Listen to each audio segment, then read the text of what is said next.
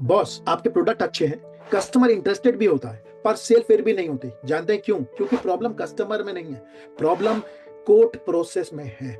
देखिए, हर MSME business owner लगभग ये गलती करता है। क्लाइंट बोलता है भाई कोड भेज दो, और टीम बोलती है हाँ सर भेजते हैं।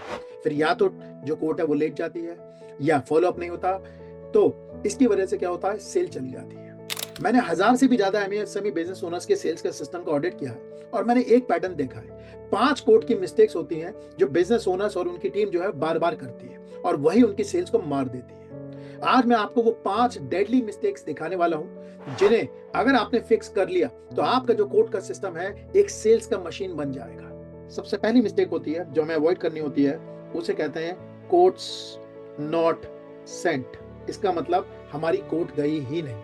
तो इसमें क्लाइंट ने बोला कि भाई कोड भेज दो, हमारा सेल्स वाला कहता ठीक है सर भेजता हूं, और उसके बाद उसने सेल की जो कोड बननी थी वो भेजना भूल गया। अब क्योंकि कोड नहीं गई तो सेल भी नहीं। तो टेक्निकली क्वेश्चन ये है कि फिर इसमें करा क्या जाए। इस वाली प्रॉब्लम को फिक्स करने के लिए आपको एक कोड का ट्रैकर बनाना चाहिए, जिसमें हर कोड का रिकॉर्ड होना चाहिए कि भाई किसने भेजी, कब भेजी, उसकी डेट्स क्या है, और ये वाली कोड हमारी सक्सेसफुल हुई कि नहीं हुई।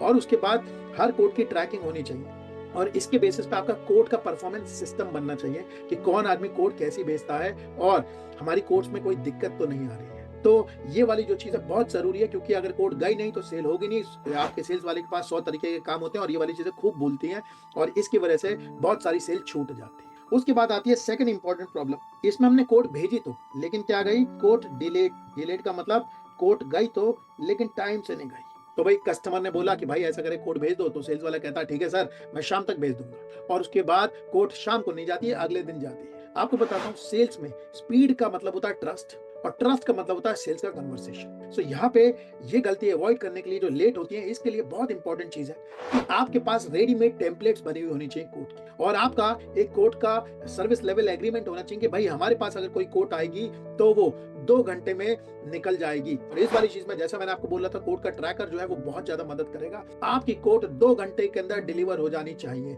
क्योंकि कोड में कोई ऐसी नई चीज नहीं होती जो डालनी होती है। इसकी सबसे बड़ी डिले होने की दिक्कत होती है, हमारे पास बढ़िया टेम्पलेट नहीं होता, और इसकी वजह से दिक्कत होती है। आजकल एआई का जमाना है, चैट जीपीटी का जमाना है, आप ढूंढोगे आपको 25 तरीके मिल जाएंगे फास्ट कोड भेजने के। तो ये दूसरी गलती है जो हमें अवॉइड करनी है, कोड लेट नहीं जा सकती। उसके बाद जो थर्ड मिस्टेक है जो होती है, हमारी कोड गई तो, लेकिन हमने क्या करा, थर्ड में गलत कोड भेज दी।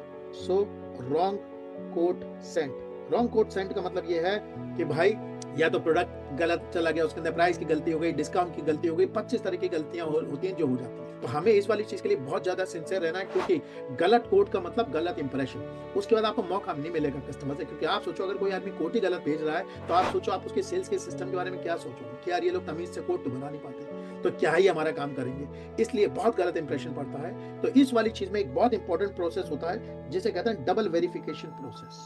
तो डबल वेरिफिकेशन प्रोसेस का क्या मतलब होता है कि एक लड़का जो है वो कोड बनाता है, और दूसरा लड़का जो है उसका ऑडिट करता है। जब ये वाली ऑडिट हो जाती है, उसके बाद जो कोड है वो कस्टमर के पास पहुंचती है। और याद रखिएगा, इसे पुरानी वाली चीज से जोड़ रहा हूं कि 2 घंटे का रूल नहीं टूटना चाहिए। 2 घंटे में फटाफट कोड जो है वो कस्टमर के पास पहुंचनी चाहिए। जो चौथी गलती है जो हमें अवॉइड करनी है, जिससे बहुत ज्यादा सेल टूटती है, वो ये है कि हमारी जो कोड है, सेल्स वाले ने वो कोड भेज दी, लेकिन कोड का डिस्कशन नहीं। आप देखेंगे सेल्स में सबसे ज्यादा, अगर आप सेल्स की पाइपलाइन को रिव्यू करेंगे, सबसे ज्यादा सेल यहाँ पे गिरती है, सबसे ज्यादा सेल यहाँ पे टूटती है कि भाई हमने कोड भेज दिया है लेकिन कस्टमर रिप्लाई नहीं कर रहा। सारी मेहनत जो है वो कोड बनाने में जा रही है, लेकिन रिप्लाई नहीं आ रहा। इसकी साइंस को समझिए कि क्लाइंट जो होता है बिजी होता है, कभी कभी वो कंपेयर करने के लिए कोड मंगवा रहा होता है। तो यहाँ पे अगर आपको ये वाली चीज चेक करनी चाहिए कि हमारा जो कस्टमर है जिसके लिए हम कोड बना रहे हैं वो कितना सीरियस है। उसके लिए आपको ये वाली चीज कहनी चाहिए, बिल्कुल सर मैं आपकी कोड बना के भेज रहा हूँ, लेकिन कोड जो है बना के मैं आपके साथ लाइव डिस्कस करना चाहता हूँ। अगर वो शहर के बाहर है तो जूम पे डिस्कस कर लो,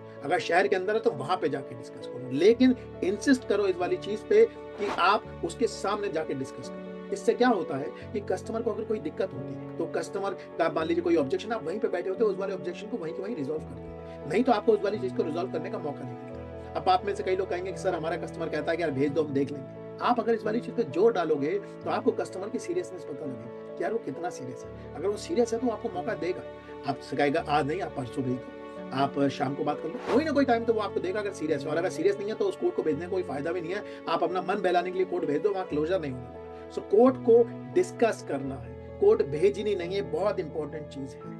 उसके बाद जो लास्ट गलती होती है, जो बहुत सारे बिजनेस ओनर्स और उनकी टीम करती है इस वाली चीज में, वो ये है कि कोड का जो फॉलो अप का सिस्टम है, कोड का फॉलो अप सिस्टम मिसिंग होता है, जिसकी वजह से हमने कस्टमर को भेजा और हम उसे टाइम से फॉलो अप नहीं कर रहे, और फॉलो अप नहीं करोगे तो काम नहीं होगा।